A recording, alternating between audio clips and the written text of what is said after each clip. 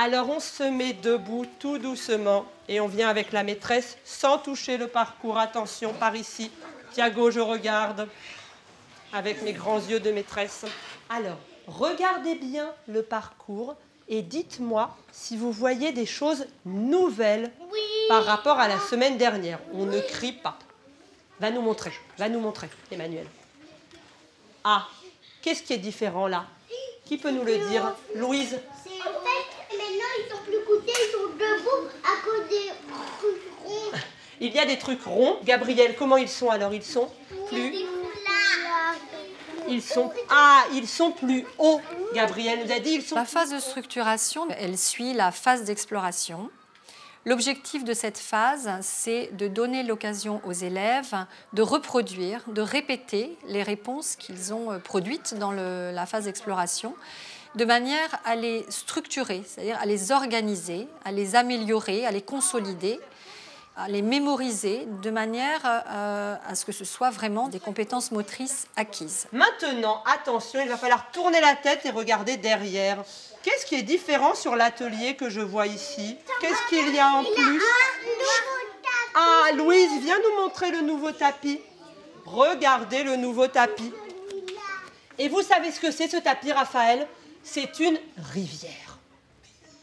Alors, est-ce qu'on peut marcher dans la rivière? Non. Il faut sauter, Juan, au-dessus de la rivière, très loin. Il va falloir faire un saut en longueur très loin. D'accord? Oui, très loin. J'ai une dernière chose à dire. Vous savez le parcours là-bas, avec tous les cerceaux? Aujourd'hui, Julien, il faudra sauter... Non, on ne sera pas dans l'eau. Mais il faudra sauter comment? Sur un pied. Nous préparons les groupes avec les gommettes magiques. Le chef de groupe aujourd'hui, on a dit c'est Gabriel. Je lui mets sa gommette et il prend le rond bleu. Ah bah attends Latifa. Le groupe rose, nous avons Emmanuel qui est chef. Voilà. Julien. Oui, tu prends le rond vert. Quand je sonnerai la clochette, qu'est-ce qu'on fera, Thiago? Alors, Thiago, tu prendras le rond vert et tout ton groupe, tu écouteras la maîtresse. C'est moi qui te dis à quel atelier tu vas. D'accord?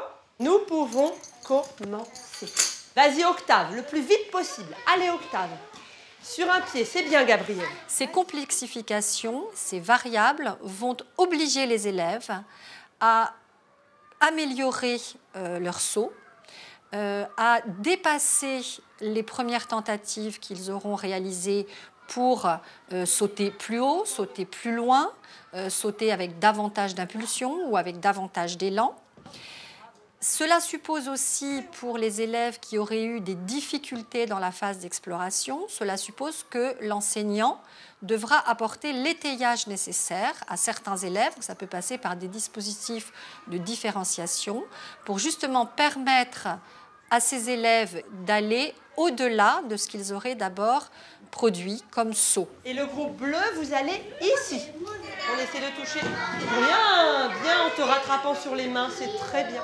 La phase de structuration exige de l'enseignant un rôle beaucoup plus présent, des consignes davantage ciblées pour permettre d'orienter les productions motrices des élèves vers des compétences mieux définies. On va au contraire affiner certains gestes moteurs. C'est de cette manière que l'apprentissage va se consolider et se structurer. Saute bien au-dessus de la rivière le plus loin possible et après à saute-mouton avec les deux mains dessus. Vas-y, on te regarde.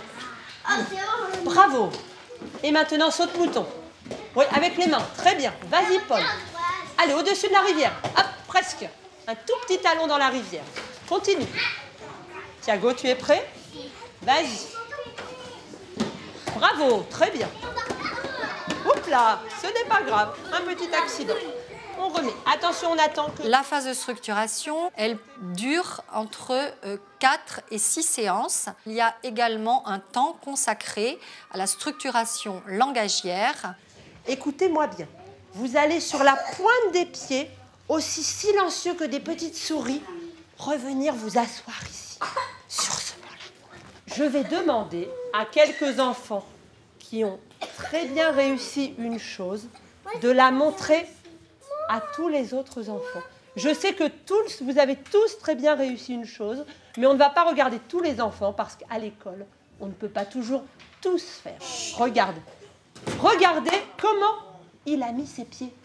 Vous avez vu?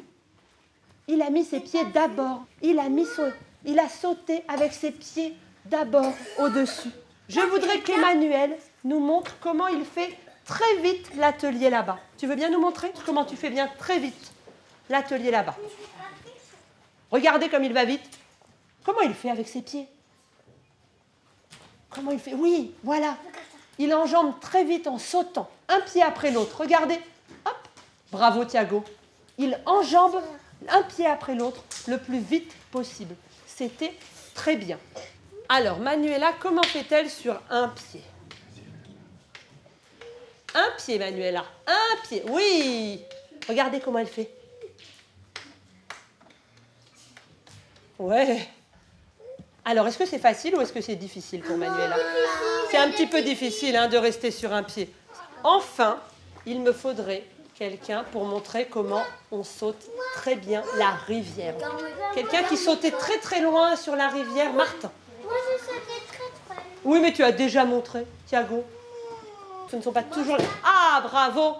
Comment tu as fait pour réussir à sauter très loin? Sauter. Après, il a un peu glissé sur le tapis, en effet. Et pour aller très loin avec son pied, il l'a lancé très loin devant. Oui, voilà, le plus loin possible devant pour ne pas toucher la rivière. C'est très bien, Martin. Viens t'asseoir. Levez-vous, les enfants. Et tout doucement, on va chercher ses chaussures et mettre son manteau. Alors, montre-moi.